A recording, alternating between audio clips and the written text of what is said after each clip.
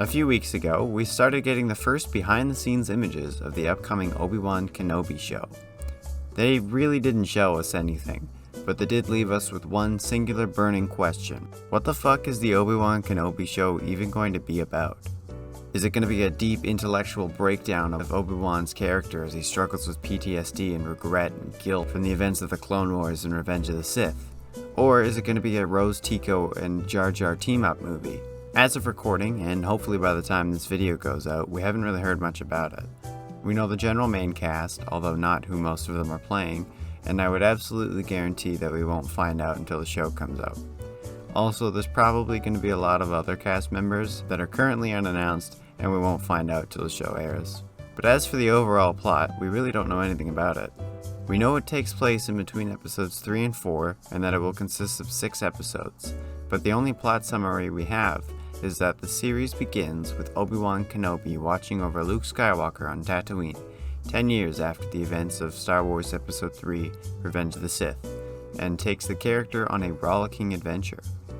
Also, Hayden Christensen is back as Anakin and/or Vader. Obviously, that description is not particularly informative, and really doesn't give us any clues whatsoever about what this show will be about. So today I just figured I would just throw some ideas out there into the void about what I think the show could potentially be about.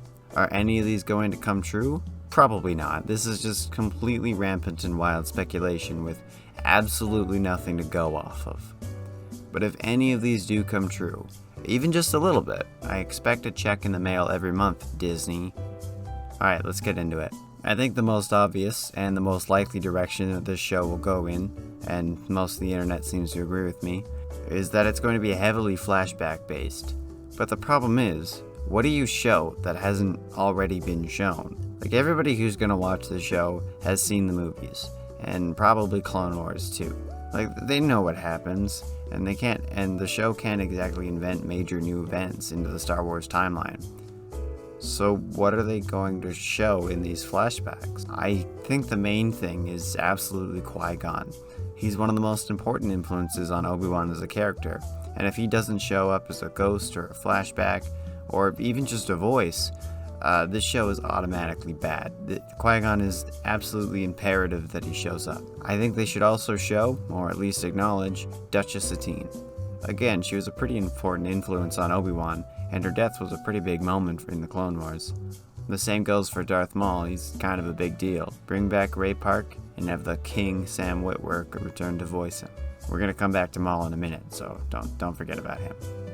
I think it's most likely that the flashbacks will be primarily centered in the Clone Wars era. They've got Hayden, so I think that brings the chances up quite a bit. Maybe we'll see stuff from before the Clone Wars, like in between episodes 1 and 2, but I think the Clone Wars is more likely. But if we do see Clone Wars stuff, Ahsoka should probably show up in some respect. Obviously, Rosario Dawson can't play her in Clone Wars flashbacks, so they'd have to find somebody else, but Ahsoka was pretty important to Obi-Wan. Not as much as she was to Anakin, but she was pretty important to him. Commander Cody should also return.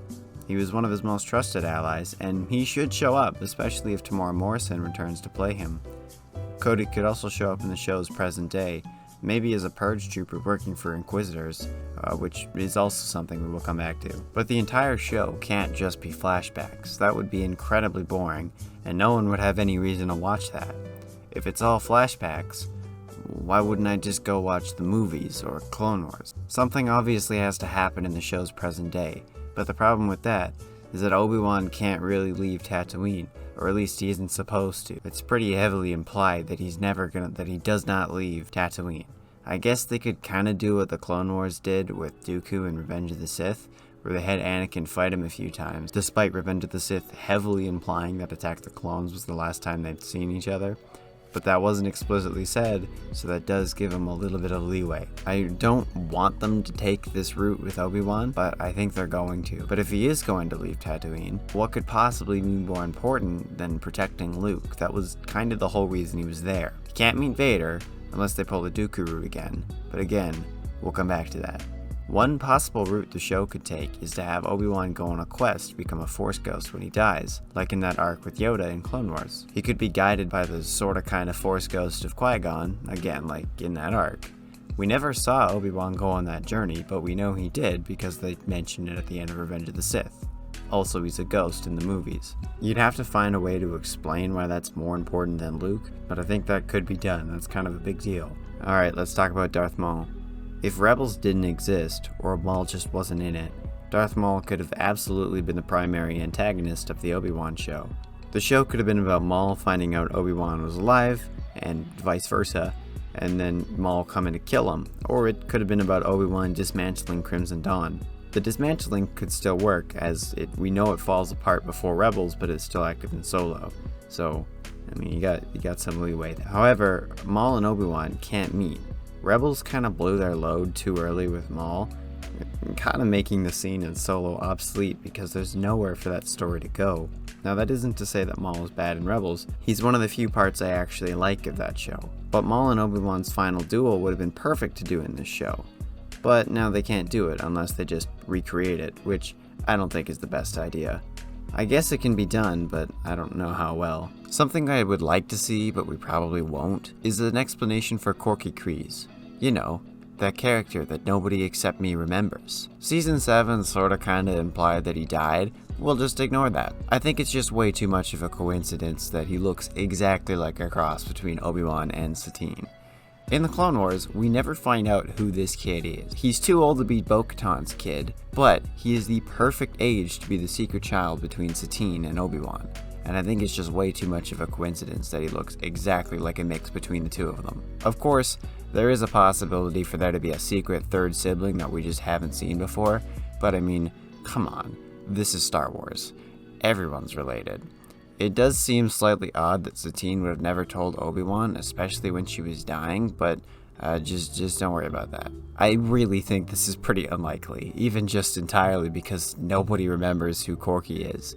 He was in like 2 episodes of Clone Wars, and only just total nerds like myself even remember he is a character. But who knows, it would maybe be cool. If we're talking about Satine in this show, it is an option. Another character they could bring back is Mace Windu. Samuel L. Jackson has talked about how he wants to return, and I think it's more unlikely that he died than survived in Revenge of the Sith. Very few people in Star Wars have ever died from falling, or getting an arm cut off, or being zapped, and Mace Windu is one of the most powerful Jedi. I really don't think it's a stretch for him to survive. I think it would maybe be cool if he survived, but the destruction of the Jedi pushed him to the dark side. It's not like he was particularly far from it. Again, I don't think it would be a stretch for this to happen. The show could be about Mace finding Obi-Wan, and then we slowly figure out that he was turned to the dark side, and then the show could end with Mace finding out about Luke and Obi-Wan having to defeat him in order to protect him. I think something like this would be incredibly difficult to pull off, and I don't know if Disney has the balls to do it,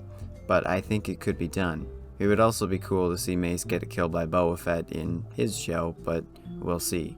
They can't exactly do both. I think the most likely plot of this show will be that the Inquisitors are looking for Obi-Wan, and maybe Cody will be one of their troopers or something, like I said earlier. He could be leading a squad of Purge troopers, like from Fallen Order, or something like that, I don't know. Having fallen Jedi hunt a former master would absolutely be interesting, but it does come with problems. For one, the Inquisitors are kind of lame, and don't really have an emotional connection to Obi-Wan, which would kind of render a lot of this show emotionless. The other problem is that the Inquisitors work for Darth Vader, and Vader cannot know about Obi-Wan still being alive.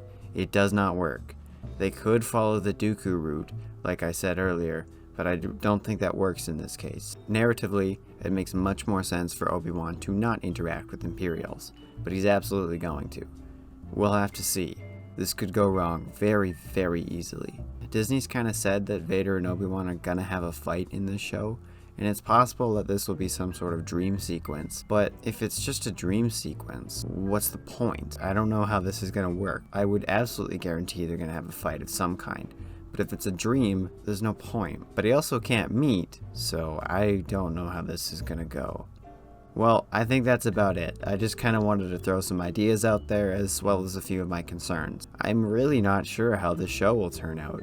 I'm obviously hoping for the best. This has the potential to be one of the best Star Wars projects ever, but it could also be incredibly boring and stupid. We'll see. And again, if any of these ideas are used by Disney, I expect a check in the mail every month. Alright, that's about it. Like and subscribe. I'll see you in the next video.